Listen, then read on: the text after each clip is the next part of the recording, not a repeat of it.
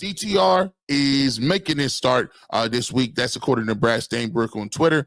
He said that that's the inside track on who's going to start right now. Jameis Winston, again, multiple interceptions in the red zone. It looks like DTR will get his opportunity to start for the Cleveland Browns in the last few games of the season. And here's why this means something. Let's take a look at this really quickly. Ken asked the question on the show today with Anthony Lima, who cares? Do you really care? Does anybody really care? They question whether anyone really cares about the Browns and who they play in the final 3 games. Their writer said it does not matter who the starting quarterback is Sunday, just a shiny object to distract from another epic failure of a season, courtesy of the Browns. Now, look, I can understand why you would be a little upset by that. I can understand why everyone's a little disappointed in the Cleveland Browns. Not even a little, a bunch is disappointed. The Deshaun Watson deal did not work out for them. It looks like Jameis Winston, who people thought may be a bridge quarterback, has thrown multiple interceptions because we're a little sour on that. And now we've moved from that to DTR. Now, DTR has not had a week of preparation. We know that they've not done him any favors because Kevin Stefanski tells him at the last minute he's playing. They say, oh, by the way, you playing tomorrow. Sometimes before the game. And DTR has not fared well in those games. But let me get to this. Let me actually just say this. I think this does matter. As I pointed out in the last segment, it matters because I think you need to identify the quarterback sooner rather than later going into 2025.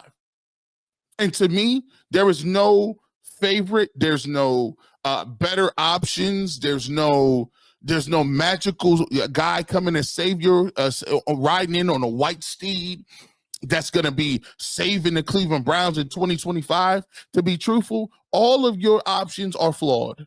We've gone over them. Whether it's DTR, anybody in the room, whether it's Deshaun Watson, whether it's Jameis Winston, whether it's anybody that you had on the free agency list. Go ahead and look at those guys. They're littered with the Jacoby Brissetts of the world. They're littered with guys who've already played for the Cleveland Browns in those backup roles. So for me, the quicker you identify, the quicker you can get the guy ramped up and get people rallied around him and give him the confidence you need to go into the offseason to make some moves. And those moves are at other places on your roster that you can improve. Now, I say that to say this. The San Francisco 49ers, they felt they had a good roster, felt they were in a position to get better when they had Jimmy Garoppolo and they went to the Super Bowl.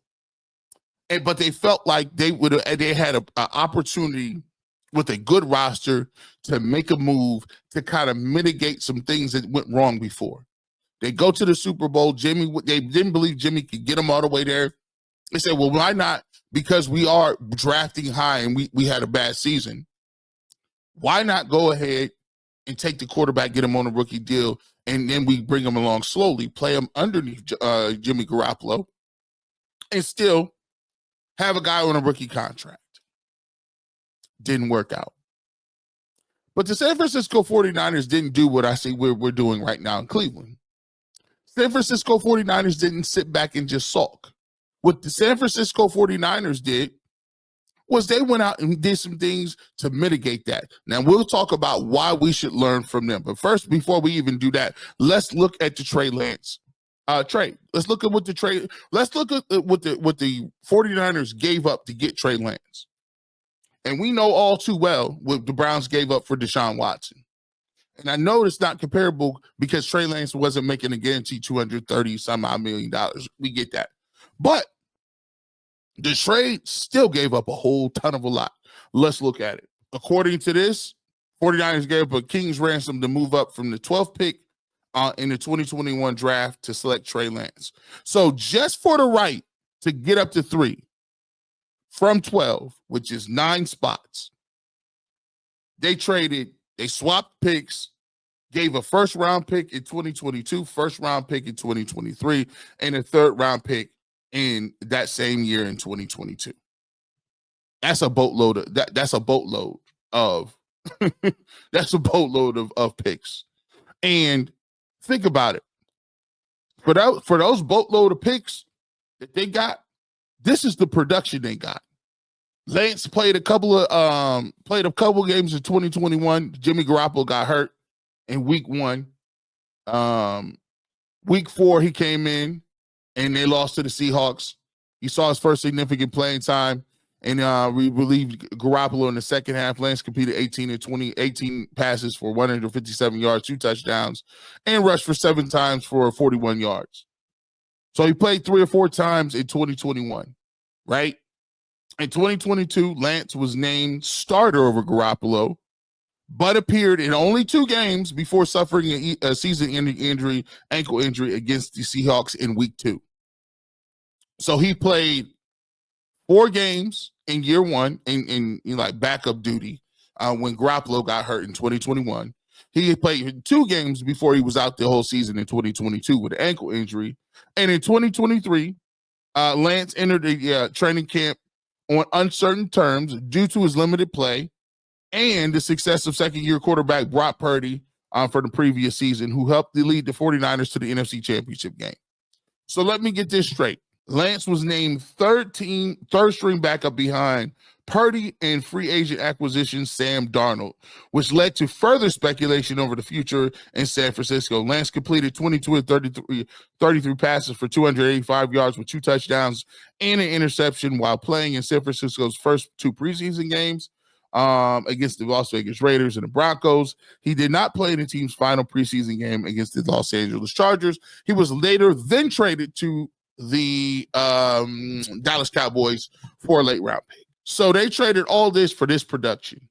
So if you look at it, his production is way less than even what Deshaun Watson gave you. That production is less than what Deshaun Watson even thought about giving you. Mike Shanahan, he talks about why it is that they went after Trey Lance, and he's reflecting on why he believes it was the right move. And this is the thing that I want to hear from the Cleveland Browns. And notice how he talks about it. He acknowledges it.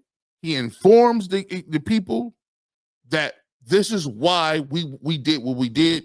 And then the most important thing, he moved on. You aim, acknowledge, inform, move on. If you can aim your team in that direction and aim them past it, you can get past this Deshaun Watson thing. I mean, obviously, we took our shot and it didn't work out. So, I mean, that's on us for that. But I'm not going to say anything as in failure. That'd be too much of a negative towards Trey.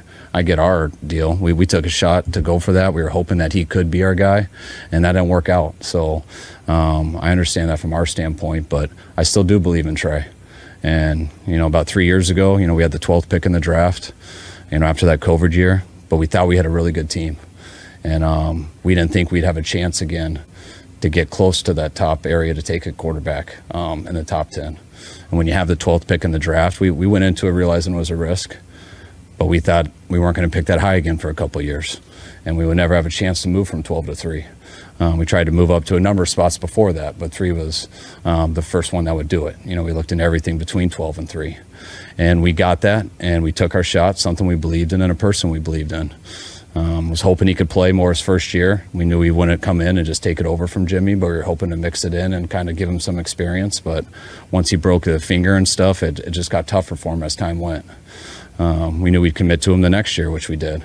We knew he wasn't fully ready in every aspect, but we knew he had a skill set that we could put some stuff together to give him the chance to compete and grow with the good team as he developed as a full quarterback. And he got hurt in the first quarter of the second game, which kind of set that back. And now we're here in the 3rd year, and we still got a good team, and we thought it would be Trey.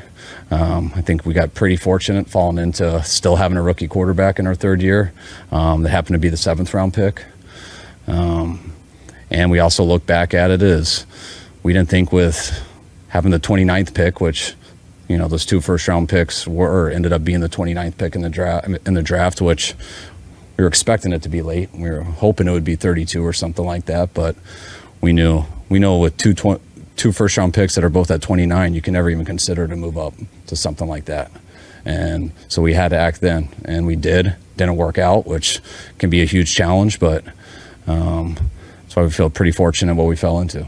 That was courtesy of the San Francisco 49ers. You see how he talks? Did you see the way he broke that down. You see, it's not about you making a mistake. It's about explaining to the people why you made the move, where you went wrong, and your thought process for moving forward.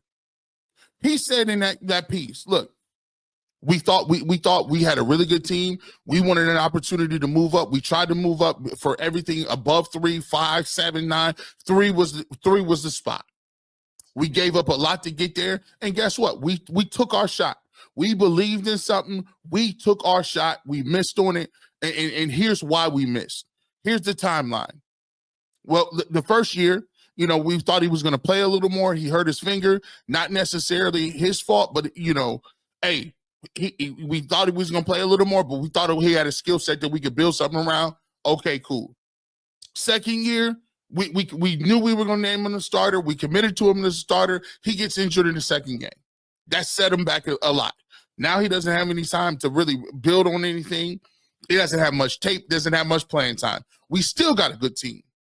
You go into the third year, and now you got somebody who fell to you a little bit. Brock Purdy turned out to be a good guy who we drafted. And now it's like, well, look, man, we fell into this guy, and we still think Trey might be a good player, but it didn't work for us. It just didn't work. And so if the Cleveland Browns would message it the same way, it sounds a lot like Deshaun Watson. We knew what we were signing up for with Deshaun Watson. We were comfortable. We did the work on the cases, and we thought he was a top 5 quarterback that we were trading for. Turns out the first year, he gets suspended more than we thought it would be. 11 games. He couldn't be in the building, couldn't practice. That hurt us a lot. Coming into the second year, we thought we were like, yo, everything's going to be great. Deshaun starts off 5-1, 5-2, or whatever the case may be. And he has a game against the Ravens where we thought he was really hitting his stride, gets injured, has a shoulder injury that we haven't seen before, is out the rest of the season. And we lucked into the fact that we found, lightning in a bottle with Flacco. Come back this year, Watson, was trying to work through rehab or whatever. He's doing his thing. The team starts off horribly. We have a lot of problems on offensive line. We had some issues at the receiving core with some drops. We had penalties. It was just rough overall. Overall, rough start 1-6. Deshaun wasn't playing great football. He'll tell you that he wasn't playing football. Then he gets injured with an Achilles injury. Hey, look, we guaranteed him the contract because X, Y, and Z, and here's why it didn't work. So if you can go ahead and do that and explain that, and be forthright with your fan base, and then pivot and pick another guy to put your money behind, you might be able to move on. But the longer you wait and say, oh, well, this guy might be back and he might not be this, he might not be that. Notice this is the second time they've done this because they left a lot up in the air when it came to Baker Mayfield. Oh, I don't know if Baker going to be back. Is Baker coming back? Maybe we need to go after this person. And guess what? That offseason, we had people saying, could Baker be a backup? Should Baker have been playing? You see how this mixed messaging stuff works? It don't work when you sitting around on your hands trying to act like you're being secretive. Good organizations identify a person, put the money behind it, live with the results, and if it does not work, they pivot. I haven't seen that. Have not seen that.